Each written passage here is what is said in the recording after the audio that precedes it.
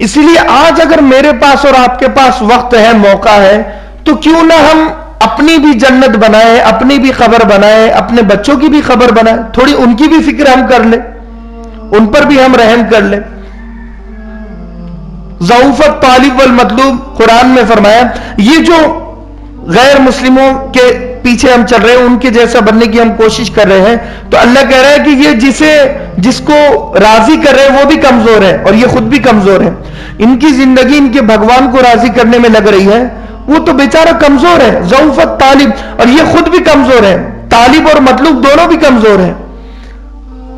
لیکن مسلمان تو ایسا نہیں ہے، مسلمان تو اللہ کو پکارتا ہے۔ بھئی ایک کافر کی زندگی میں، ہماری زندگی میں کچھ تو فرق ہونا چاہیے، ایک غیر مسلم کی زندگی میں، ہماری زندگی میں کچھ تو فرق ہونا چاہیے۔ اسی لیے فرمایا کہ متاع الدنیا قلیل، یہ دنیا کا جو ساز و سامان ہے وہ چھوٹا ہے، سارا چھوٹا ہے، کچھ بھی بڑا نہیں ہے۔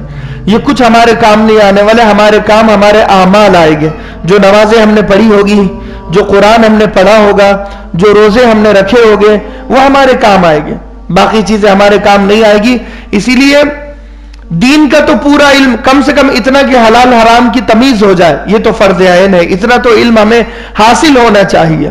اور دوسرا اپنی اپنی لائن کا علم، اگر کوئی تاجر ہے، کسی کی دکان ہے، چاہے وہ کوئی بھی چیز کی دکان ہو، تو وہ حلال اور حرام تجارت معلوم کرے۔ اگر کوئی ملازم ہے تو حلال اور حرام ملازمت وہ معلوم کرے۔ ایک تو وہ علم ہے، اور ایک تو دین کا علم ہے کہ میں نماز کے فرائض، واجبات، مستحبات اپنے بچوں کو بھی بتائیں۔ 7 سال کی عمر میں نماز کا حکم دو، 10 سال کی عمر میں نماز نہ پڑھنے پر مارو۔ حکم کب دے گے آپ؟ جب وہ نماز اسے آئے گی تو ہی نا۔ آپ بچے کو کہہ رہے ہو بیٹا نماز پڑھنا ضروری ہے، وہ بچہ یہ سوچے گا کہ نماز ہوتی کیا ہے، نماز پڑھتے کس طرح ہے، وہ ڈائریکٹ نماز پڑھنے لگ جائے گا، اسے وضو بھی نہیں پتا۔ کون بتائے گا؟ ماں باپ کو ہی بتانا ہوگا۔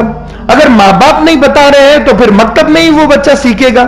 نہ آپ مکتب میں بھیج رہے ہو، نہ خود ایک ماں باپ کی طرح اس بچے کو سکھا رہے ہو، کیونکہ خود ماں کو وضو نہیں آتا، باپ کو وضو نہیں آتا۔ صحیح معنوں میں تو یہی ہے۔ ہمارا وضو کوئی اگر چیک کر لے تو اس میں کچھ نہ کچھ غلطی ضرور ہوگی۔ تو بھائی کیوں اپنے بچوں کو کم سے کم مکتب میں بھیج دیں؟ وہ بچے نماز کا حکم ہم دیں گے تو وہ نماز ایکوریٹ پڑھیں گے، وضو بھی صحیح کریں گے، اور پوری نماز صحیح ہوگی۔ ان کا رکوع، ان کا سجدہ، ان کا قیام، اور ان کی قرات، اور ان کا ہاتھ اٹھانا، ہر چیز ان کی صحیح ہوگی۔ اور زندگی بھر اگر یہ بچے بچپن سے غلط نماز پڑھیں گے، رکوع غلط کریں گے، سجدہ غلط کریں گے، تو پھر زندگی بھر یہ غلط نماز ہی پڑھتے رہیں گے، کیونکہ زبان بعد میں پلٹتی نہیں ہے، اور بعد میں آدمی پھر مسجد میں آتا نہیں ہے، زیادہ آتا بھی ہے تو پھر وہ جیسے پڑھتا ہے ویسے ہی پڑھتا ہے۔ کتنے ایسے ہیں کہ جن کا رکوع اور سجدہ صحیح نہیں ہے، اگر آج ہم ان کو کہتے ہیں نا، وہ کہتے ہیں بھائی مولانا عادت ہو گئی۔ 2-4 صورتوں پر ہماری پوری زندگی چل رہی ہے، قل اللہ احد انا اعطینا، 2 صورتوں پر ہم نے 20-20 سال نمازیں پڑھ لی، 40-40 سال ہم نے نمازیں پڑھ لی۔ بھائی اور 2 صورتیں یاد کر لیتے تو یہ بچپن ہے۔ کل ہمارے بچے ہمارے جیسے نہ بنے، کم سے کم ہم ہماری اتنی فکر کر لیں کہ بھئی ہم نے 2-4 صورتوں پر پوری زندگی نکالی، میرے بچوں کو کم سے کم پورا 30واں پارہ زبانی یاد ہونا چاہیے۔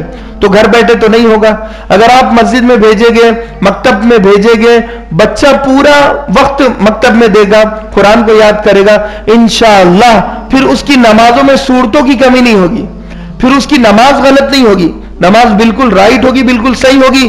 پھر وہ آپ کو دعائیں دے گا اور کہے گا شکر ہے کہ میرے والد محترم نے مجھے مکتب میں بھیجا تھا اور میں نے اپنے وقت کا صحیح استعمال کیا، تو آج میری نماز صحیح ہو گئی، میرا قرآن صحیح ہوگا، میرے مسائل صحیح ہو گئے، آج مجھے اکیلا نہیں چھوڑا میرے مذہب نے۔ کتنے لوگ ہیں جنہیں کچھ آتا نہیں ہے تو حسرت کی نگاہوں سے ان لوگوں کو دیکھتے ہیں جو قرآن پڑھتے ہیں۔ رمضان میں کتنے لوگ ایسے ہوتے ہیں جو صرف تسبیح پھیرتے ہیں، قرآن آتا نہیں ہے ان لوگوں کو۔ کاش آپ اس رمضان سے اس رمضان تک قرآن سیکھ لیتے تو اس رمضان میں آپ بھی قرآن پڑھنے والے ہوتے۔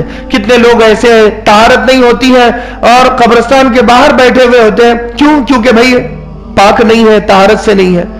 کاش یہ مسائل امت کو پتا ہوتے. اللہ کے نبی پوری زندگی میں ایک لمحہ ناپاک نہیں رہے, ایک لمحہ ناپاک نہیں رہے.